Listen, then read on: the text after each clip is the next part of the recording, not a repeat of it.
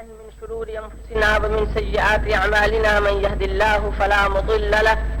ومن يضلله فلا هادي له ونشهد أن لا إله إلا الله وحده لا شريك له ونشهد أن سيدنا ومولانا محمدا عبده ورسوله أما بعد فقد قال الله تبارك وتعالى في القرآن المجيد والفرقان الحميد أعوذ بالله من الشيطان الرجيم بسم الله الرحمن الرحيم إن الصلاة تنهى عن الفحشاء والمنكر صدق الله مولانا العلي العظيم إن الله وملائكته يصلون على النبي يا أيها الذين آمنوا صلوا عليه وسلموا تسليما اللهم صل على سيدنا ومولانا محمد معدن الجود والكرم منبع العلم والحلم والحكم وآلہ واصحابہ وبارک وسلم. معزز حاضرین، محترم سامعین، میرے بزرگوں اور دوستوں، قابل احترام ماں اور بہنوں اور عزیز بچوں، السلام علیکم ورحمۃ اللہ وبرکاتہ.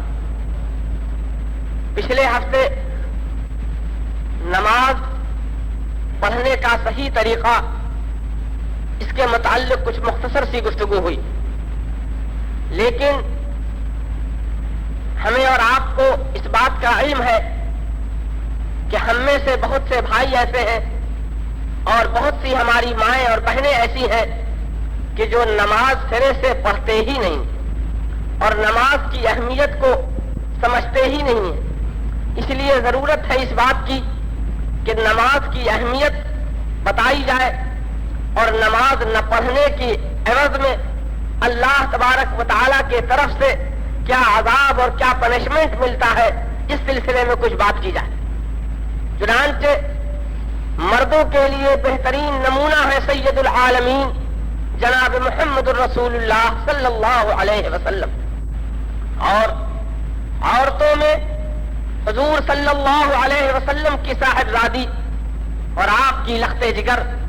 جنتی عورتوں کی سردار حضرت فاطمہ زہرا رضی اللہ تعالی عنہا بہترین آئیڈیل اور بہترین نمونہ حیات.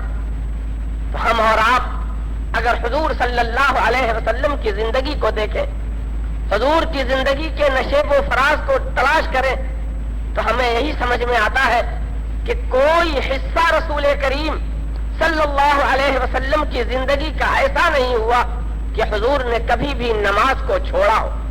حضور نے کبھی بھی نماز سے غفلت برتی ہو. اور ہم اور آپ جو بہانہ کرتے ہیں، جو حیلہ تلاش کرتے ہیں کہ ہمارے پاس بزنس ہے، دکان ہے، مکان ہے، بیوی بچے ہیں، ہماری ایک فیملی لائف ہے، ہماری کچھ پبلک لائف ہے، اس میں ہم اس قدر بزی رہتے ہیں، اتنے ہم مصروف رہتے ہیں کہ ہمیں نماز پڑھنے کی فرصت نہیں ملتی. عزیزان گرامی، کیا رسول کریم صلی اللہ علیہ وسلم نے بزنس نہیں کیا؟ کیا حضور صلی اللہ علیہ وسلم حضرت خدیجہ کا مال لے کر اور ان کی تجارت کے سلسلے میں کیا ملک شام نہیں تشریف لے گئے؟ کیا رسول کریم صلی اللہ علیہ وسلم بیوی بچوں والے نہیں تھے؟ کیا رسول کے سامنے زندگی کے پرابلم نہیں تھے؟ کیا رسول کریم کے انمی اور دشمن نہیں تھے؟ رسول کریم کے دشمن تو اتنے زبردست تھے کہ رسول کریم کی زندگی کا لمحہ لمحہ دو بھر کر دینا چاہتے تھے. نہ سکون سے گھر میں رہنے دینا چاہتے تھے، نہ باہر سکون سے رہنے دینا چاہتے تھے، مگر کوئی نہیں بتا سکتا کہ رسول کریم صلی اللہ علیہ وسلم نے کبھی بھی نماز سے غفلت برتی. اور ایسا وقت آیا کہ جس سے کسی کو چھٹکارا نہیں ہے، جسے ہم اور آپ موت کے نام سے یاد کرتے ہیں. اور وہ وقت اتنا سخت ہوتا ہے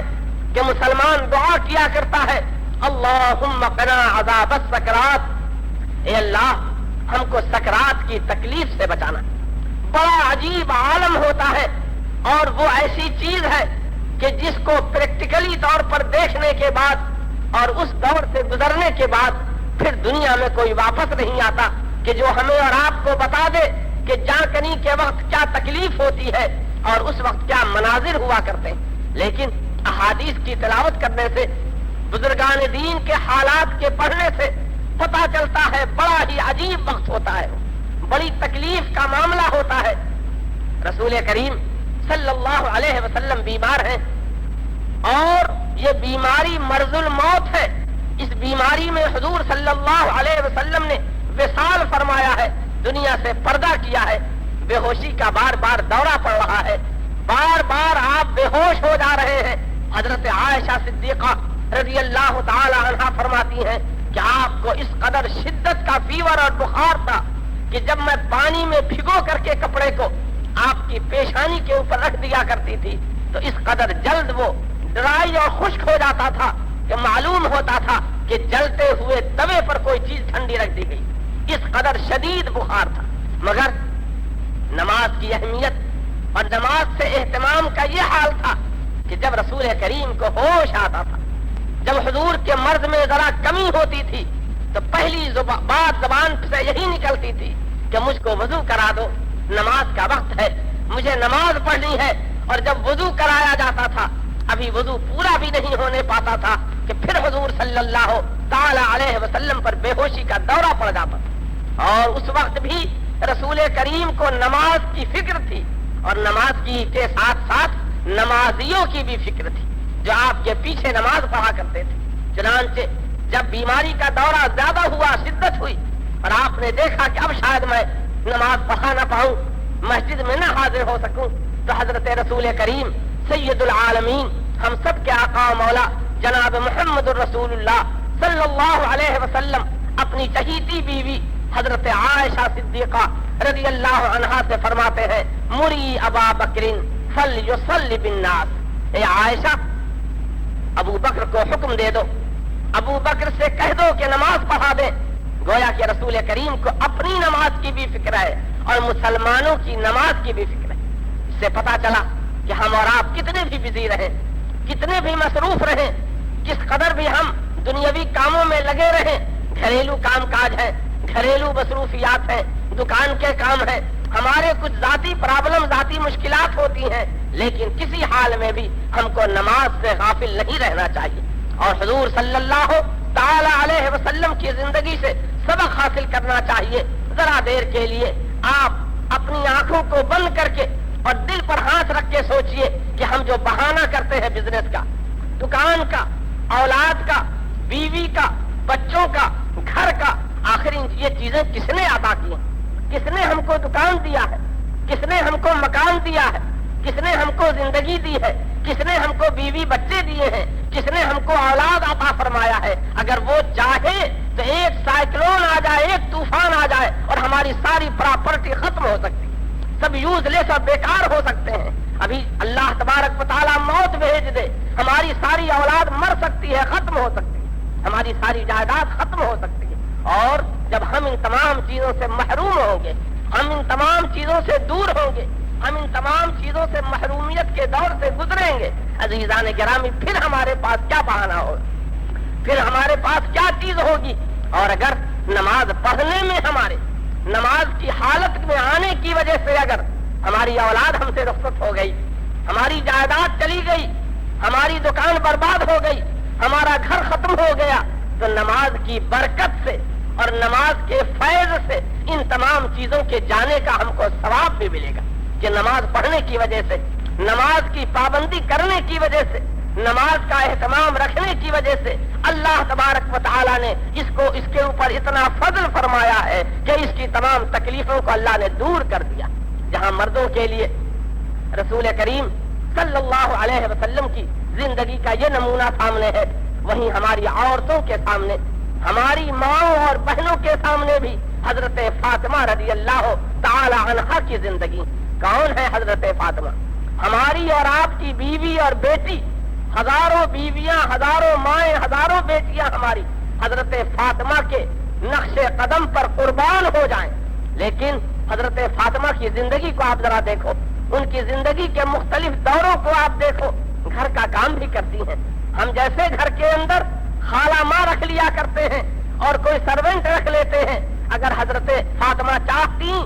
اور رسول کریم چاہتے تو تمام کے تمام صحابہ کرام اس بات کے لیے خوش ہوتے کہ اپنی ماں کو, اپنی بیٹیوں کو اور اپنی بیویوں کو رسول کریم کی بیٹی کی خدمت اور سروس کے لیے بھیج دیتی. مگر حضرت فاطمہ نے کبھی کسی کی خدمت کو قبول نہیں کیا، ہمیشہ اپنا کام اپنے ہاتھ سے کیا، سیلف سروس پہ عمل کرتی رہی اور ہاتھوں میں گٹے پڑ گئے۔ پانی کے بھرنے کی وجہ سے ان کے کندھوں کے اوپر نیلے نیلے نشان پڑ گئے تھے۔ کون تھی یہ؟ کوئی معمولی عورت نہیں تھی۔ ہماری ہزاروں مائیں اور بہنیں قربان ہو جائیں حضرت فاطمہ زہرا رضی اللہ تعالی عنہا کی زندگی پر۔ حضرت فاطمہ زہرا رضی اللہ تعالی عنہا اتنی تکلیف اٹھا رہی ہیں، اتنی مشقتیں جھیل رہی ہیں، اتنی مصیبتیں جھیل رہی ہیں، اور عالم یہ ہے کہ اللہ کے ذکر سے کبھی غافل نہیں ہوتی، نماز سے کبھی غفلت نہیں برتتی ہیں، اللہ کی یاد سے کبھی دور نہیں ہوتی ہیں۔ دن کے وقت تو آپ کی زندگی کا معمول یہ تھا کہ دائیں ہاتھ کی طرف چکی ہوا کرتی تھی۔ آج ہماری بوڑھی مائیں بہنیں چاہے چکی کو جانتی ہو، لیکن نوجوان لڑکیاں اور بیٹیاں نہیں جانتی کہ چکی نام کی کیا چیز۔ آج تو سب ریڈی میڈ چیزیں مل رہی ہیں، کھانا بنایا ہوا مل رہا ہے، گیس کے چولہے ہیں، کتنی سہولت ہو گئی ہے آج کی لائف میں اور آج کی زندگی کے اندر۔ لیکن اس کے باوجود پھر بھی ہم اگر اس بات کو بھول جائیں کہ یہ سہولتیں ہم کو کس نے دی ہیں، یہ آرام ہم کو کس نے دیا ہے۔ حضرت فاطمہ زہرا رضی اللہ تعالی عنہا کے پاس ریڈی میڈ نہ آٹا آتا تھا، نہ ریڈی میڈ ان کے پاس کری اور سالن تھا، بلکہ خود اپنے ہاتھوں سے چکی چلاتی۔ اور چکی چلانے والی بوڑھی عورتیں جانتی ہیں کہ جنہوں نے چکی کے زمانے کو دیکھا ہے کہ چکی چلانے سے ہاتھ میں گٹے پڑ جاتے ہیں، یہاں کندھے کے اوپر درد ہو جایا کرتا ہے۔ حضرت فاطمہ زہرا رضی اللہ عنہا دائیں ہاتھ سے چکی چلا رہی ہیں، سامنے قرآن پاک کھلا ہوا ہے، قرآن پاک کی تلاوت کی جا رہی ہے، اللہ کا ذکر کیا جا رہا ہے، اللہ کا نام لے رہی ہیں، اور بائیں طرف حسن اور حسین کو گوبھی کھلا رہی ہیں، ان کا جھولا جھلا رہی ہیں، ان کی تربیت کر رہی ہیں۔ آج کی ہماری مائیں بچوں کی تربیت کرنے کا بہانہ کرتی ہیں، کیا کریں، ہمارے پاس 2 بچے ہیں، 3 بچے ہیں، ان بچوں کی دیکھ بھال کرنا ہے، ان بچوں کی تربیت کرنا ہے، ان کو اسکول بھیجنا ہے، ان کے لیے یہ کام ہے، ان کے لیے وہ کام ہے، کیسے ہم نماز پڑھ سکتے ہیں؟ حضرت فاطمہ زہرا رضی اللہ تعالی عنہا نے بھی امام حسن اور امام حسین کی تربیت کی تھی، لیکن کیسی تربیت کی تھی؟ نماز پڑھ کر تربیت کی تھی، قرآن پاک کی تلاوت کر کے تربیت کی تھی، چکی چلاتے ہوئے تربیت کی تھی۔ تو پھر امام حسن بھی مجاہد بن کر نکلتے ہیں، امام حسین بھی مجاہد بن کر نکلتے ہیں، امام حسین اور امام حسن دنیا کے لیے بہترین آئیڈیل بن جاتے ہیں۔ لیکن اگر ہماری مائیں اور بہنیں اپنے بچوں کی تربیت پر نماز کو قربان کر دیں تو ایسی تربیت، ایسی پرورش، ایسی دیکھ بھال اور ایسی نگرانی بچوں کو بڑا سے بڑا عہدہ تو دلا سکتی ہیں، دنیا کی بڑی سے بڑی تعلیم تو چاہے پا سکتے ہیں بچے، لیکن دینی مزاج ان کا نہیں بن سکتا۔ اور حضرت فاطمہ زہرا رضی اللہ تعالی عنہا ایسی تکلیف کے ساتھ زندگی گزار رہی ہیں، دائیں ہاتھ سے چکی چلائی جا رہی ہے، بائیں ہاتھ سے حسن اور حسین کا جھولا جھلایا جا رہا ہے، اور سامنے اللہ کے کلام کی تلاوت کی جا رہی ہے۔ دن تو اس طرح سے گزرتا ہے، اور جب رات کا وقت ہوتا ہے جو لوگوں کے آرام کے لیے ہے، سکون کے لیے ہے، لوگوں کو ایک بہترین قسم کی زندگی گزارنے کا موقع دیا کرتی ہے، اس رات کا عالم یہ ہے۔ سنیں ہماری مائیں بہنیں غور سے، حضرت فاطمہ زہرا جو جنتی عورتوں کی سردار ہے، رسول کریم کی چہیتی بیٹی ہیں، رسول کریم ان سے اتنی محبت کرتے تھے کہ جب حضرت فاطمہ آتی تھی تو رسول کریم صلی اللہ تعالی علیہ وسلم ان کے لیے سفید چادر اپنی بچھا دیا کرتے تھے اور دودھ کا پیالہ پیش کرتے تھے، اتنا چاہتے تھے حضرت فاطمہ زہرا رضی اللہ تعالی عنہا کو۔ اس کے بعد بھی فرماتے ہیں رسول کریم اعملی اعملی یا فاطمہ، اے فاطمہ عمل کرتی رہنا، اے فاطمہ اچھے کام کرتی رہنا، اے فاطمہ عمل صالح سے غفلت مت برتنا۔ چنانچہ عالم یہ ہوتا ہے کہ جب رات کو ساری دنیا چاہے سوتی ہو، ساری دنیا آرام کی نیند میں ہو، مگر فاطمہ زہرا امام حسن اور حسین کو سلا دینے کے بعد، حضرت علی رضی اللہ عنہ کی خدمت انجام دینے کے بعد اور اپنے گھر کے کام کاج سے فرصت پا لینے کے بعد وہ ہیں اور ان کا مصلی ہے، وہ ہیں اور ان کی جانماز ہے، جانماز کو بچھا لیا ہے، نماز عشاء سے فارغ ہو گئی ہیں، نفل کی نیت سے 2 رکعت کی نیت باندھتی ہیں اور ابھی پہلی رکعت کے پہلے سجدے میں گئی ہیں۔ اللہ الصمد، وہ سجدہ کہ جس سجدے میں جب بندہ اپنے سر کو جھکاتا ہے اور بندی اپنے سر کو جھکاتی ہے تو اللہ تعالیٰ سے بہت قریب ہوتے ہیں۔ بندہ بھی اللہ کے بہت قریب ہے، بندی بھی اللہ کے بہت قریب ہے، اور زبان حال سے کہتا ہے بندہ، زبان حال سے کہتی ہے بندی، اے مالک و مولا، میں نے زندگی کے اتار و چڑھاؤ کو دیکھا، زندگی کے آرام و سکون کو دیکھا، زندگی کی تکلیف اور مصیبتوں کو دیکھا، اے اللہ کہیں سکون نہیں ملتا، کہیں پیسفل لائف نصیب نہیں ہوتی، نصیب ہوتی ہے اگر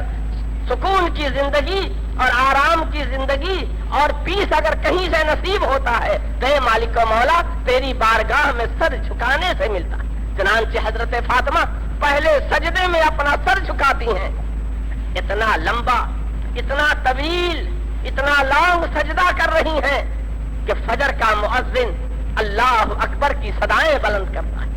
جب مسجد سے اذان کی آواز آتی ہے حضرت فاطمہ کا پہلا سجدہ پورا ہوتا ہے اور جلدی سے دوسری رکعت پوری کرتی ہیں، دوسرا سجدہ پورا کرتی ہیں، اور اس کے بعد اپنے ہاتھوں کو مالک کی بارگاہ میں پھیلا دیتی ہیں، دعا کرتی ہیں۔ اب تو ہمارا انداز یہ ہو چلا ہے کہ ہم کو دعا سے بھی دوری ہو رہی ہے۔ نماز ختم ہوئی اور جلدی سے باہر بھاگ جاؤ، دیر تک رکنا ہی نہیں ہے۔ بس دنیا کی محبت نے اتنا ہمارے دلوں پر اثر کر لیا کہ دعا کا بھی انتظار نہ کرو۔ اور آپ کو معلوم ہے کہ دعا میں جب بندہ دعا کرتا ہے اور مسلمان اس پر آمین کہتے ہیں تو فرشتے بھی اس کے ساتھ آمین کہتے ہیں۔ تو اتنے بڑے مجمع میں، اتنی بڑی گیدرنگ کے اندر کوئی تو اللہ کا نیک بندہ ہوگا، کوئی تو اللہ کا ولی ہوگا، کوئی تو اللہ کا مقرب بارگاہ ہوگا۔ جب ہماری دعا پر اس نے آمین کہہ دیا تو ہم سب کی دعا اس کے طفیل میں قبول ہو گئی۔ لیکن مسلمان نہیں سمجھتا، اس کو تو زندگی کی دوڑ میں کمپٹیشن ہے، دوڑنا ہے، اس کی دکان میں اتنا بینیفٹ ہوتا ہے تو ہماری دکان میں اس سے زیادہ ہونا چاہیے۔ یہ نہیں فکر ہے کہ نماز ختم ہوئی اور مسلمانوں کی گردنیں پھلانگی اور سیدھے باہر، رکنا نہیں ہے مسجد کے اندر۔ مسلمان نے تو اپنا مزاج اب یہ بنا رکھا ہے۔ لیکن آؤ دیکھو حضرت فاطمہ کی دعا کا حال یہ ہے کہ رات کو عبادت میں گزار دی، اب دعا کی جا رہی ہے، اے مالک و مولا میرا دل تو چاہتا ہے کہ دن رات تیری عبادت میں لگی رہوں، دن بھر تیری عبادت کروں، نماز پڑھوں، ذکر کروں، اور رات کو عبادت کروں، دن کو عبادت کروں، مگر تو نے ذمہ داریاں دی ہیں، حسن حسین کی تربیت ہے، حضرت علی کی خدمت ہے، گھر کے کام ہیں، ذمہ داریاں ہیں اور بہت سی ایسی مصروفیات ہیں۔ اے مالک و مولا رات کو سجدے میں جھکتی ہوں، پہلے سجدے میں گرتی ہوں، ابھی دل نہیں بھرنے پاتا سجدے سے کہ فجر ہو جاتی ہے، اذان کی آواز آنے لگتی ہے۔ اے میرے مالک و مولا، اے میرے پروردگار، اے رب ذوالجلال، فاطمہ کو کوئی اتنی لمبی رات دے دے کہ فاطمہ دل بھر کے تجھے سجدہ کر دے۔ یہ دعا ہے حضرت فاطمہ زہرا رضی اللہ عنہا کی کہ کس طرح سے دعا کی جا رہی ہے کہ اللہ فاطمہ کو اتنی لمبی رات دے دے کہ فاطمہ دل بھر کے تجھے سجدہ کر سکے۔ یہ حضرت فاطمہ کی زندگی تو ہماری مائیں اور بہنیں نمونہ بنائیں حضرت فاطمہ زہرا رضی اللہ عنہا کی زندگی کو، اور اس طرح سے اپنی زندگی کے اندر اللہ کی عبادت کا، اللہ تعالیٰ کے لیے نماز پڑھنے کو ایک اہمیت والا کام سمجھے۔ اور گناہ کس سے نہیں ہوتا، غلطی کس سے نہیں ہوتی، مسٹیک کس سے نہیں ہوتی، کون ایسا ہے جو فالٹ میں نہیں ہے؟ ہم سے سب سے غلطی ہوتی ہے، سب سے خطائیں ہوتی ہیں، مگر بہترین خطا کار وہ ہے، بہترین مجرم وہ ہے کہ جو غلطی کے بعد فوراً توبہ کر لیا کرتا ہے۔ توبہ اللہ کو بہت پسند ہے۔ حضور صلی اللہ تعالی علیہ وسلم نے فرمایا ہے کہ بہترین گنہگار وہ ہے جو توبہ کیا کرتا ہے۔ ہم سب کے والد محترم حضرت آدم علیہ السلام سے خطا اجتہادی ہوئی تھی، شیطان سے بھی غلطی ہوئی، حضرت آدم سے خطا اجتہادی ہوئی، مگر بڑا فرق ہے ہمارے باپ حضرت آدم میں اور شیطان میں۔ شیطان اپنی غلطی پر اڑا رہا، اپنی غلطی کو تسلیم نہیں کیا، اس نے ایکسپٹ نہیں کیا کہ ہم سے غلطی ہوئی ہے، اور حضرت آدم علیہ السلام رو رہے ہیں، ربنا ظلمنا انفسنا وان لم تغفر لنا وترحمنا لنکونن من الخاسرین۔ اے ہمارے پروردگار، ہم نے اپنے نفسوں پر ظلم کر لیا، اے اللہ ہماری خطاؤں کو معاف کر دے، اے اللہ ہماری غلطی کو معاف کر دے، اے اللہ ہم پر رحم و کرم فرما دے۔ اگر تو نے رحم نہیں فرمایا، تو نے ہماری مغفرت نہیں فرمائی تو ہم بڑے نقصان والوں میں سے ہوں، ہم بہت خسارے میں رہ جائیں گے، ہم بہت نقصان میں رہیں گے۔ عزیزان گرامی، اگر ہم سے نمازیں نہیں پابندی سے پڑھی جاتی، اگر ہماری مائیں بہنیں نمازیں نہیں پڑھتی، کوئی بات نہیں ہے، صبح کا بھولا ہوا اگر شام کو واپس آ جائے تو اسے بھولا نہیں کہا جاتا۔ اب بھی موقع ہے، توبہ کا دروازہ کھلا ہوا ہے، آج بھی ہم توبہ کر سکتے ہیں اور یہ عہد کر سکتے ہیں اللہ سے، یہ اگریمنٹ کر سکتے ہیں اللہ سے یہ گزارش کر سکتے ہیں، اے مالک و مولا ہماری پچھلی غلطیوں کو معاف کر دے۔ اور آج سے اب ہم عہد کرتے ہیں، پرامس دیتے ہیں، اے مالک و مولا آج سے ہم نمازوں کی پابندی کریں گے۔ جب ہم کریں گے پابندی، ہمارے گھر کی عورتیں کریں گی پابندی، تو کیا معنی ہے کہ ہمارے بچے پابندی نہ کریں؟ ہمارے بچے بھی نماز پڑھیں گے، اور بچے تو کافی کرنا بہت جانتے ہیں، بچے تو بہت نقل کرنا جانتے ہیں۔ جن لوگوں کے گھروں میں نمازیں پڑھی جاتی ہیں، آپ ان سے پوچھئے تو بتائیں گے کہ چھوٹی چھوٹی بچیاں، چھوٹے چھوٹے بچے ہیں جو ماں کی نقل کرتے ہوئے ماں کی طرح نماز پڑھتے ہیں، اور جب بڑے ہو جاتے ہیں ان سے پوچھا جائے نماز تم کو کس نے سکھایا؟ مدرسے میں سیکھا، اسکول میں سیکھا؟ تو یہی بتائیں گے ہماری نانی نے سکھایا، ہماری دادی نے سکھایا، ہماری ماں نے سکھایا، ہمارے گھر کی بڑی بزرگ عورتوں نے سکھایا، ایسا سکھا دیا، ایسا سکھا دیا، ایسا سکھا دیا کہ یورپ میں چلے جائیں، دنیا کے کسی حصے میں چلے جائیں، لیکن نماز ان کی نہیں چھوٹتی ہے۔ کیوں؟ ان کی گھٹی میں ماں نے پلا دیا، نانی نے پلا دیا، دادی نے پلا دیا، بڑی بہن نے پلا دیا۔ تو گھر کا ماحول ہمارے اس وقت بہتر ہو سکتا ہے کہ ہمارے مرد رسول کریم صلی اللہ تعالی علیہ وسلم کی نقل کرتے ہوئے زندگی گزاریں، ہماری عورتیں حضرت فاطمہ زہرا رضی اللہ تعالی عنہا کی نقل کرتے ہوئے دین کے اصول اور دین کے کاموں کی پابندی شروع کر دیں۔ اور غلطی کس سے نہیں ہوتی؟ التائب من الذنب کمن لا ذنب لہ، جو گناہوں سے توبہ کرتا ہے، اللہ بہت ہی مرضیفل ہے، اللہ بہت رحیم و کریم ہے۔ اگر کسی نے توبہ کی ہے تو اللہ تعالیٰ اس کی توبہ کو قبول بھی فرماتا ہے، اور توبہ کو قبول کر کے اس کے جتنے پچھلے گناہ ہیں اور پچھلی زندگی کی جتنی بھی اس کی خطائیں ہیں، اللہ تعالیٰ سب کو معاف کر دیا کرتا، اور اب اس کی گویا کہ نئی زندگی شروع ہوتی، نئے طور سے گویا کہ اس نے اب زندگی کی شروعات کی ہے، اور گویا کہ آج ہی وہ ماں کے پیٹ سے پیدا ہوا۔ اس لیے ہمیں اور آپ کو چاہیے کہ ہم دین کی طرف جھکیں۔ باتیں بہت ہو چکی، لیکن اب ہمیں کردار اور عمل کی ضرورت ہے۔ حضرت عمر رضی اللہ تعالی عنہ اپنے زمانے کے بڑے مشہور خلیفہ گزرے، انہی کے زمانے میں ایجپٹ اور مصر کے گورنر بنا کر حضرت عمرو بن عاص کو جب بھیجا گیا، اور حضرت عمرو بن عاص سے حضرت عمر نے فرمایا تھا کہ وہاں جا کر ایجپشن اور مصری لوگوں کے ذرا حالات ہم کو لکھنا، تو حضرت عمر رضی اللہ عنہ کو حضرت عمرو بن عاص لکھتے ہیں، بڑا طویل خط ہے، بڑا لمبا خط ہے، جس کے 2-4 سینٹنس اور 2-4 جملے میں آپ کو سناتا ہوں۔ حضرت عمرو بن عاص لکھتے ہیں، قوم قوالون لا فعالون، یہ ایسی قوم ہے جو باتیں بہت کرتی، باتیں بڑی لمبی لمبی ہیں مگر عمل کچھ نہیں کرنا جانتی، اور رجالہم طروب ونساؤہم لعوب، ان کے مرد بہت کھلاڑی ہیں، بہت کھیل کود کو پسند کرتے ہیں، اور ان کی عورتیں عیش پسند ہیں۔